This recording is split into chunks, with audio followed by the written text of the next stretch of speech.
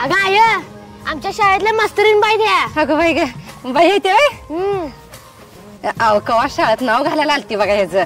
नंतर नाही वा झालं कामामुळे जमतच नाही बघा यायला. करतोय ना अभ्यास नीट करतोय ना. मारून धुपटून त्याला शिकवते. हाय की मी शिकवायला. तुम्ही काय बे काळजी करू नका. बिंदास राहा. चल बाई येऊ का. मम्मी हे बघ माझी अंजली मिस. अरे पण मागच्या वेळेला वेगळ्या मिस होत्या ना. हा या मंथ पासून मी जॉईन झाली. ए हाय देवांश. अहो तुम्हाला किती कॉल केले तुम्ही आलाच नाहीत. अहो मॅम आम्ही कामात होतो. बोला ना का बोलवलं होतं. अहो तुम्ही 58,000 भरलेत अजून 2,000 बाकी आहेत.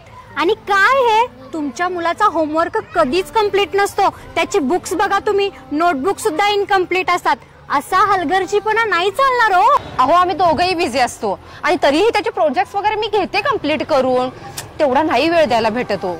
अहो मग ट्युशन्स लावा. आता त्याला ट्युशन्स लावायचं म्हटलं की त्याची वेगळी फी येणार. एक तर आम्ही त्याच्याकडे लक्ष द्यायचं त्याचे प्रोजेक्ट कंप्लीट करून घ्यायचे वरनं त्याला ट्युशन्स पण लावायचे तुमच्या महागडी शाळेची ती फी पण भरायची. मग तुम्ही काय करणार आहे. फी तर आम्ही भरतो त्याच्यासाठी कामं करायला पाहिजेत. मग तुम्ही शिक्षक काय करा. प्रत्येक गोष्ट जर आम्हीच मुलांकडून करून घ्यायची असेल मग एवढ्या महागड्या फी भरून तुमच्या शाळेत पाठवूच कशाला. जिल्हा परिषदेतच पाठवतो की पुढच्या वर्षी शाळाच बदलतो. चल बेटा देवांश.